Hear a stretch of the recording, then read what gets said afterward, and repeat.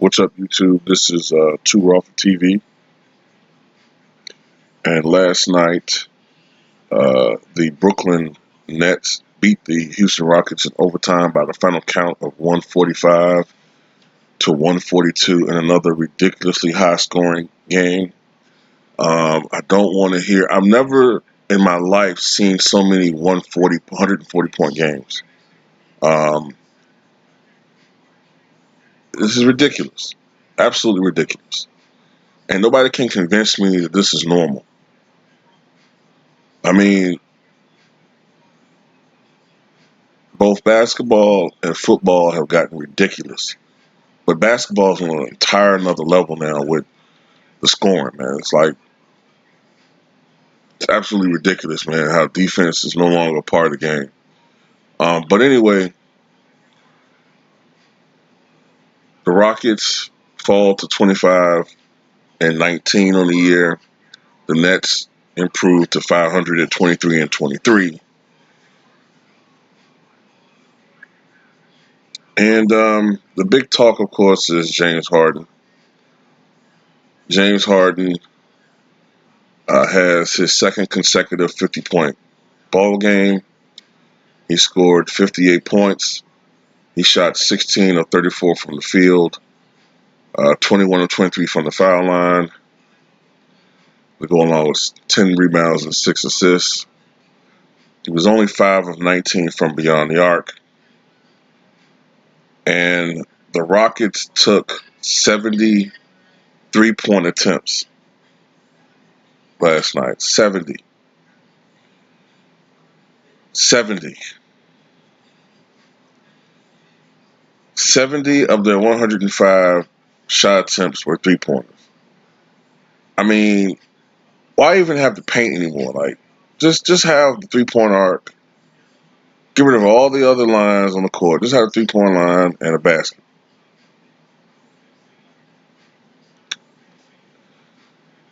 I remember. I don't know, man. I just remember games where, like, the Utah Jazz might have 93 shot attempts and 6 of them were threes. I mean, I thought that was too few, but I think, in my opinion, man, teams should shoot no more than 23s, man. 23 pointers. If you have a team with a lot of shooters, then maybe 30. But this is ridiculous now, man. I remember when the 1997 Houston Rockets, man, it was a game. I can't remember who their opponent was, but I remember the Rockets set a record then for three-pointers attempted by a team. This is when the Rockets had Charles Barkley. It's just some things that just stay etched in my mind. I remember that's when they had the Charles Barkley, Clyde Drexler, Kim Olajuwon, Matt Maloney, Eric, what was his name? Michael Dickerson, Katino Mobley, Brent Price. What was his name? I remember when they had that team, and they set a record at the time was 39 three-point attempts. I was like, damn, that's a lot of threes. 39 threes. And that's nothing now. That's just a little bit more than the league average. But back to James Harden. He had 58 points, and he's the first player to have back-to-back 50-point games since he did it, I think, last year. I think it was last season. And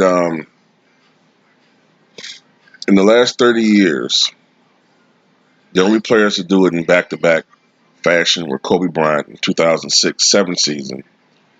Not the 2005-6 season when he had 81 points and averaged 35.4 points per game, but the 2006-7 season he had a stretch toward the end of the season when he scored 50 points in 4 consecutive games.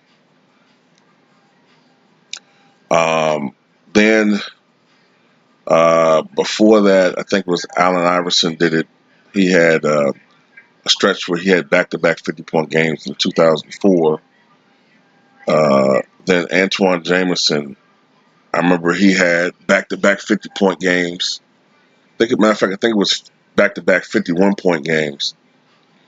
And one of those games came against the Lakers.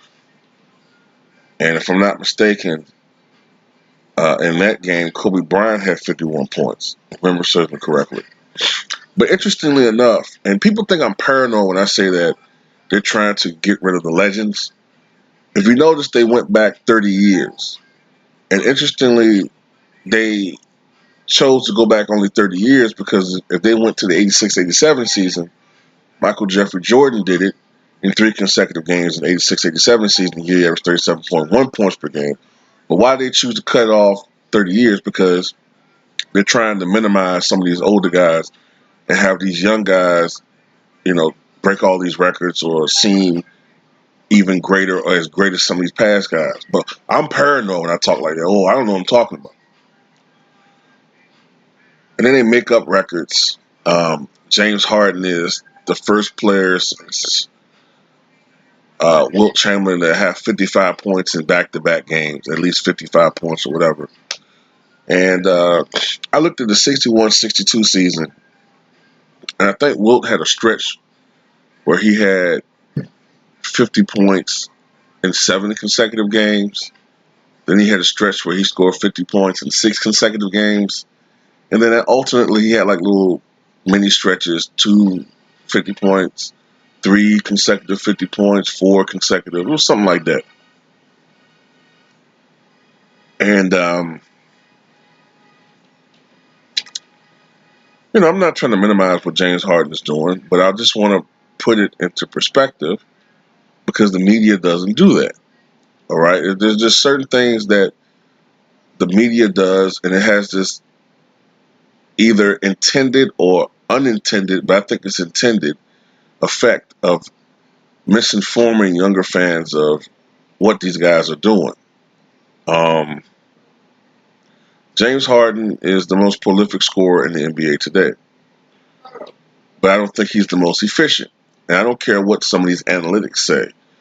If you look at true shooting percentage, all right, if you look at true shooting percentage, it suggests that James Harden is a more efficient scorer than LeBron James. Now, LeBron James doesn't have the largest repertoire of offensive moves. He does not.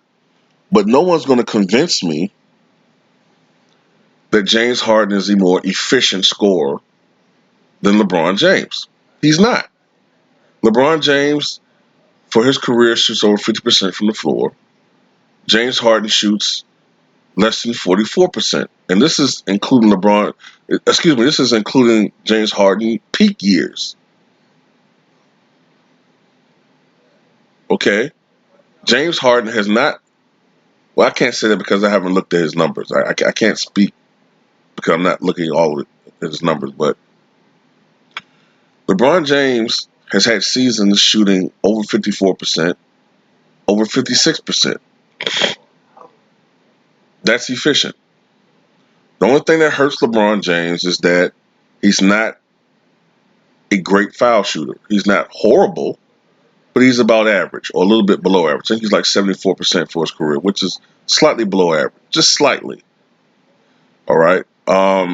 James Harden is an 85, 86% career free throw shooter, which is excellent. Plus, he gets the foul line a lot. Plus, he shoots a lot of threes. Plus, he gets a lot of rebounds for a guard and gets steals. So these things add and help him with his PER, or player efficiency rating. And he has a very high player efficiency rating. But there are certain things that will make your player efficiency rating higher, but it can be a little misleading.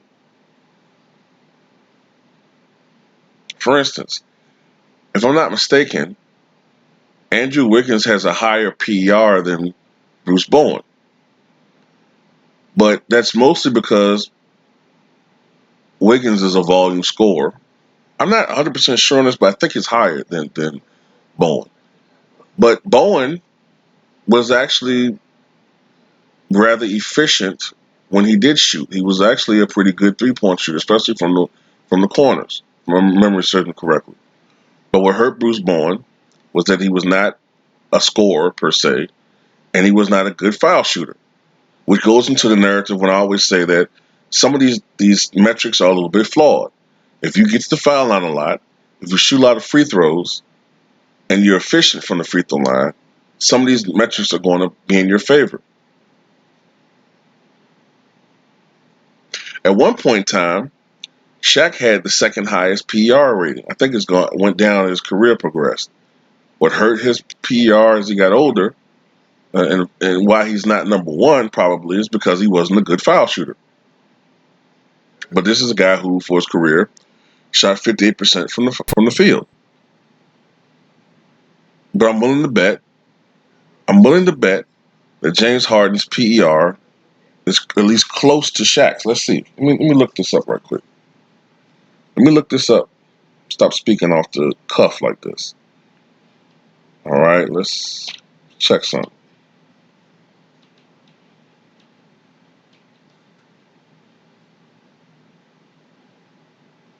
All right, James Harden. Let's look at this PER rating.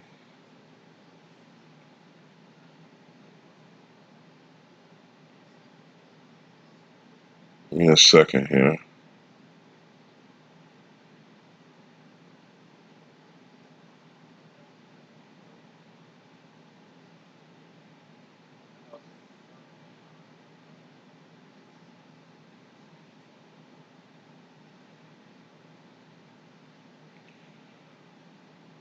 All right, James Harden's PER for his career is at 24.1.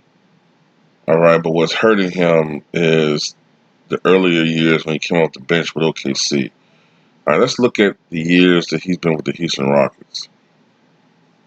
See if I can narrow it down a little bit.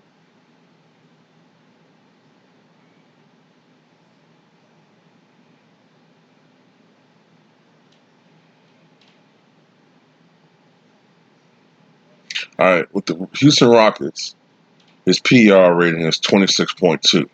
All right, but for his career, it's 24.1. Let's look at Shaq.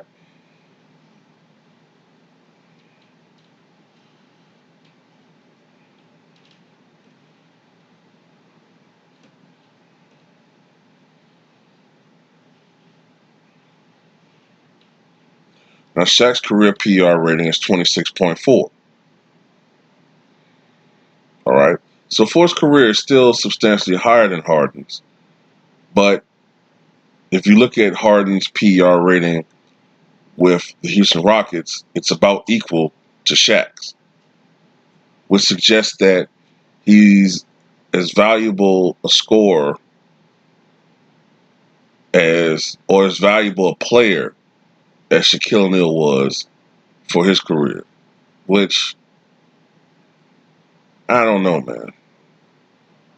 I mean, Shaq did have that weakness with his foul shooting, man, but Shaq was a guy that on average would give you between 26 to 30 points per game, 11 to 13 rebounds per game, 2 to 3 blocks per game. You know, he got to the foul line a lot, at least. You know, he wasn't a good free throw shooter, but he got to the foul line a lot. Was an above average defender, not the greatest, but an above average defender, an above average shot blocker, and was a physical force that we have never seen since at least the days of Wilt Chamberlain.